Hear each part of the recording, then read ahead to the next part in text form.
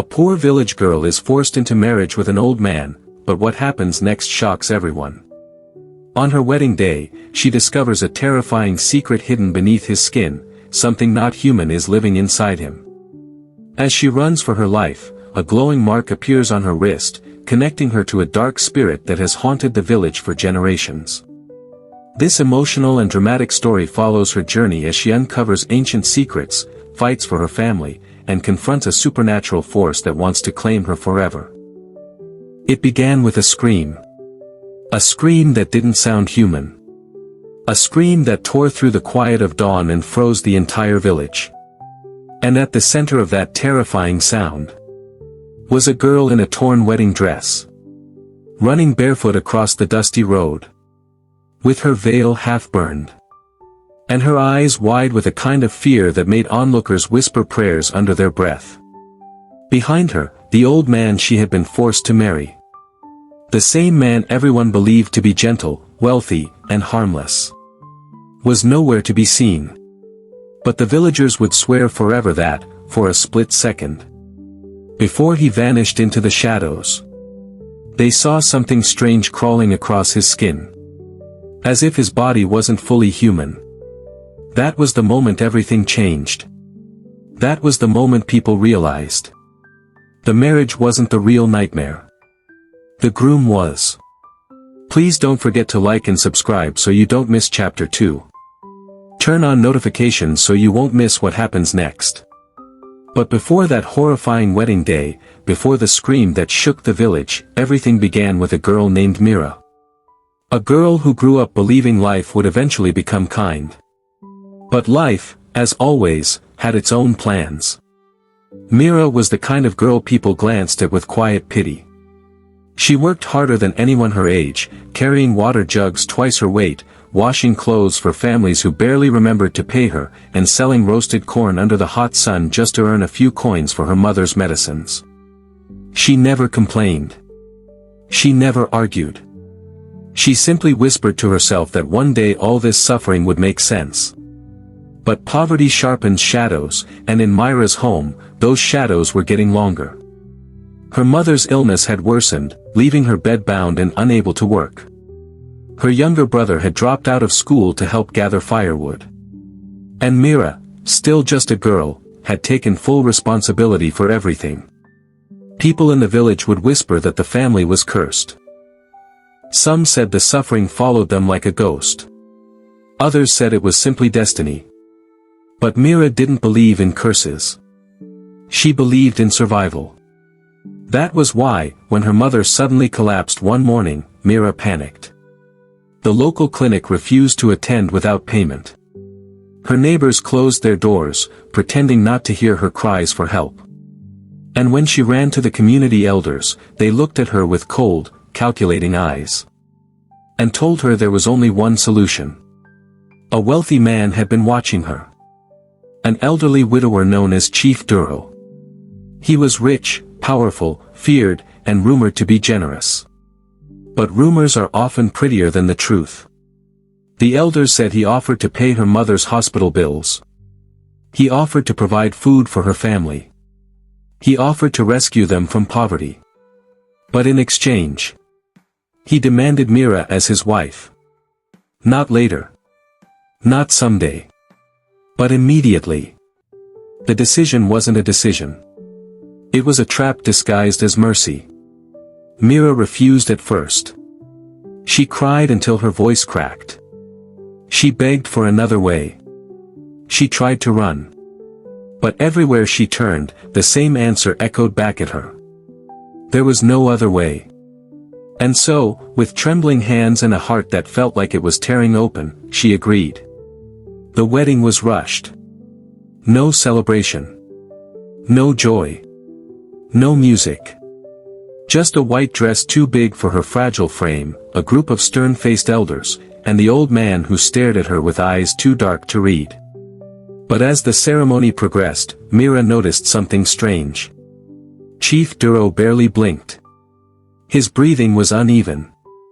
And every time he smiled, the corners of his lips twitched unnaturally, as if he were holding something back. And then, Right when she thought the worst was simply marrying him. He leaned closer. And she saw the impossible. Something moved beneath his skin. Something alive. That was when Mira ran. That was when she screamed. That was when villagers realized the old man wasn't what they thought he was. And that was only the beginning. Mira didn't stop running until her lungs felt like fire. Her wedding dress caught on branches, tore at the seams, and dragged through mud, but she didn't care.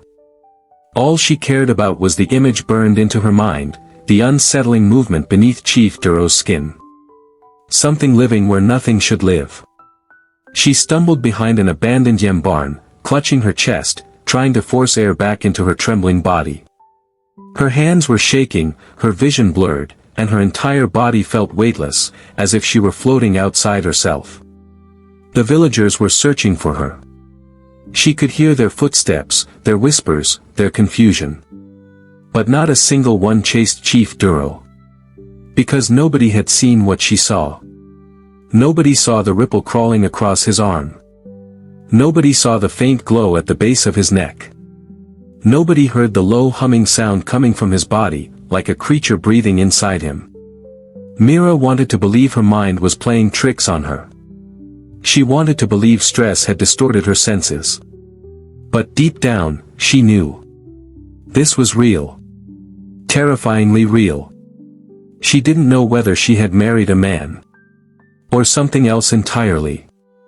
Back at the village square, the wedding crowd had turned chaotic. Some claimed Mira ran because she was too young and afraid. Others whispered that she was ungrateful.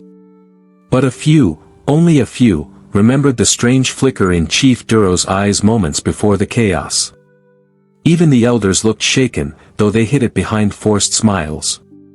As for Chief Duro himself, no one could find him. But Mira didn't have time to wonder where he went.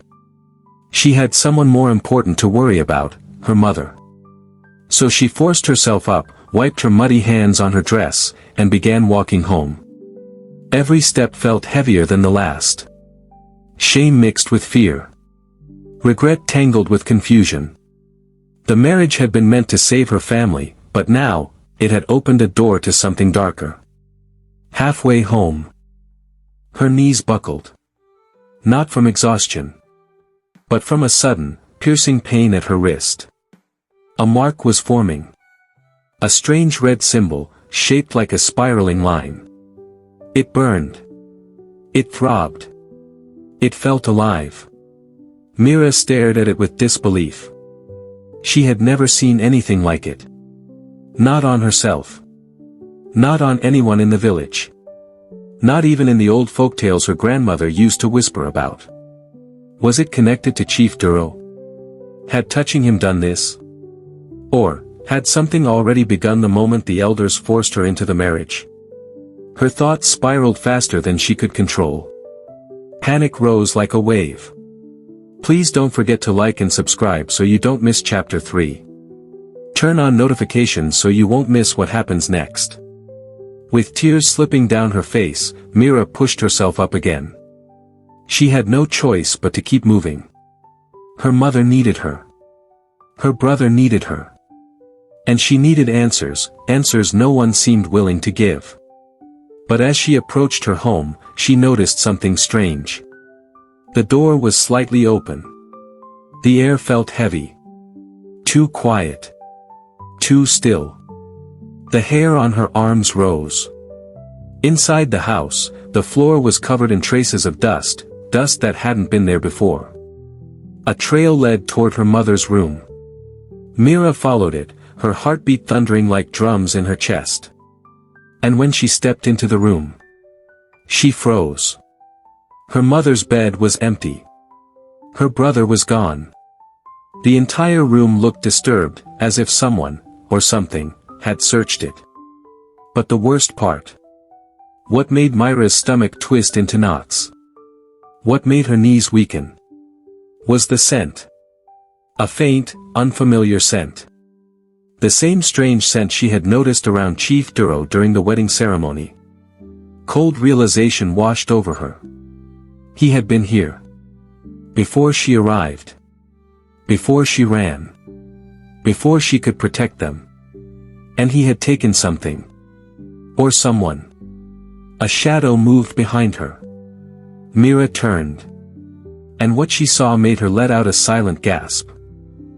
There are moments when the world seems to slow down, when fear becomes so sharp that it carves every detail into memory. This was one of those moments. Mira stared at the shadow behind her, heart thundering in her chest. The shape was tall, still, almost human, but not quite. Its outline shimmered faintly, like heat rising from burning coals. No breath. No sound. Just a dark presence that didn't belong in her home. For a brief second, Mira couldn't tell whether it was real or a trick of her trembling mind. But then, it moved. Not with footsteps. Not with the natural sway of a living person. It glided, smooth, silent, unnatural. And just as the shadow shifted forward, Myra's wrist burned violently. The strange red spiral on her skin pulsed, glowing as if awakened by the presence. She stumbled back, clutching the painful mark, her knees weak from terror. The creature froze. Not because of Mira. But because of the mark itself. It reacted to it. It recognized it. And then, it vanished. Not through the door. Not through the window. It simply dissolved into the air, leaving behind a coldness that wrapped around Mira like invisible chains. Her breath returned in ragged bursts, her heart pounding so hard she could hear the pulse in her ears. Her home no longer felt like home. It felt invaded. It felt watched. It felt marked. Mira forced herself to walk deeper into the room, her hands shaking. Everything was scattered, cloths thrown aside, drawers pulled open, the water jar tipped over. But her mother and brother were still missing. She searched every corner of the small house, calling out in her mind, hoping, praying they were hiding somewhere. But the truth was clear. Someone had taken them. Someone who left no footprints, no struggle marks. Only that unnatural scent. Chief Duro's scent. That was when Mira noticed something else, something small, almost hidden. A faint imprint on the floor, shaped like a hand. Except the fingers were too long. Too curved. Too distorted. Mira stepped back instinctively, pressing her hand against her racing heart. She couldn't understand what was happening. She couldn't understand why her family had been taken. But one thing was certain, the marriage had awakened something ancient, something the elders had known but refused to tell her. Please don't forget to like and subscribe so you don't miss Chapter 4. Turn on notifications so you won't miss what happens next. Trying to calm herself, Mira stumbled toward the window for fresh air, hoping the cool breeze would stop her shaking. But when she looked outside, something else froze her breath. The villagers were gathered in small groups, whispering in fear. Several pointed at her home. Some held charms. Others held burning sticks, as if preparing for danger. Word had spread fast. Too fast. The village priest, a man known for strict traditions, stood in front of the crowd holding a cracked ancient scroll. The expression on his face was grim, shaken, as if something long buried had resurfaced. In his trembling hands, he held an illustration. A spiral mark identical to the one burning on Myra's wrist. Mira felt the world tilt. The villagers stepped back when she appeared in the doorway. Some covered their mouths. Some turned away. A few nodded with pity, but fear overshadowed everything. Then the priest slowly raised the scroll for all to see.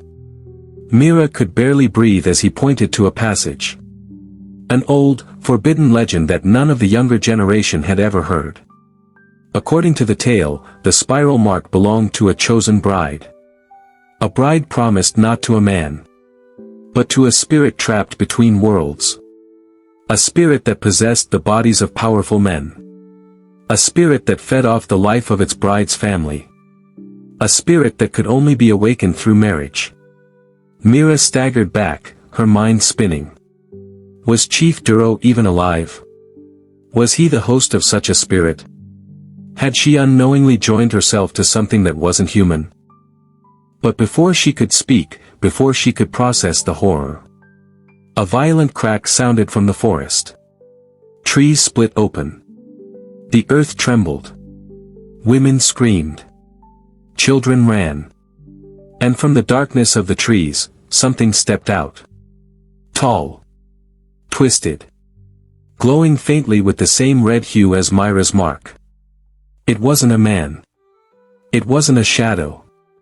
It was something in between. And it was coming straight toward her. The creature moved toward Mira with slow, deliberate steps, each movement heavier than the last, as if the earth itself trembled beneath its weight. Villagers scattered in every direction, screaming, praying, clutching charms to their chests. Mothers dragged children into their homes. Men who claimed bravery their entire lives suddenly ran without shame. But Mira couldn't move. The red spiral on her wrist glowed brighter with every step the creature took, pulsing like a heartbeat, her heartbeat, but distorted. As if something was forcing its rhythm to match the thing approaching her. A sickening realization settled in her chest. She wasn't running because the creature was coming for the village. She was the one it was coming for. The closer it came, the more the memories of her wedding flashed before her, the unnatural twitch of Chief Duro's smile, the strange hum under his skin, the flicker in his eyes. He had not chosen her out of love. He had claimed her because she was necessary. The creature stopped right in front of her house. Its glowing skin rippled like liquid fire. And then, not suddenly, but slowly, it shifted. Its form twisted and reshaped, bones cracking into new positions, limbs shortening, face molding into a familiar, horrifying, shape. Chief Duro. Not entirely human. Not entirely spirit. Something trapped between the two. The villagers gasped in disbelief, but no one dared step closer. The old man, no, the thing wearing his body, lifted its head toward Mira. And then the truth hit her like lightning. Her mother and brother had not been taken to harm her. They had been taken as bargaining chips. A price to ensure she didn't try to escape again. As if in response to her thoughts, the creature shifted slightly to the side, revealing two unconscious bodies behind it, her mother and her little brother, breathing, but weak, as if the life had been drained from them. Myra's heart shattered, fear mixing with fury. All her life she had been quiet, gentle, obedient. But now, something inside her awakened. A warmth spread from her wrist through her entire arm. The red spiral blazed like fire, glowing so brightly the villagers shielded their eyes. The creature recoiled, not in pain but in recognition, because the mark wasn't a curse. It was a key. A key to bind. A key to awaken. A key to control. The ancient legend had spoken of a bride meant to guide the spirit. Not succumb to it. With her fear replaced by a force she didn't understand, Mira stepped forward. The ground vibrated beneath her feet, the air shimmering as if the world itself were bending. The creature tried to advance, but her mark flared, stopping it mid-motion. For the first time, it wasn't pursuing her. It was obeying her. The villagers watched in stunned silence as Mira lifted her glowing wrist. The spiral pulsed like a living sun. The creature's fragmented soul writhed, torn between two worlds, earth and spirit, unable to hold its shape. Then the wind howled. Trees bent low. The earth quaked. And the spirit within Chief Duro's body broke free. A swirling mass of red light rising into the sky, twisting and writhing like a trapped storm. But Mira stood firm. Her mark blazed brighter, anchoring the spirit, forcing it back, sealing the bond it had once tried to control.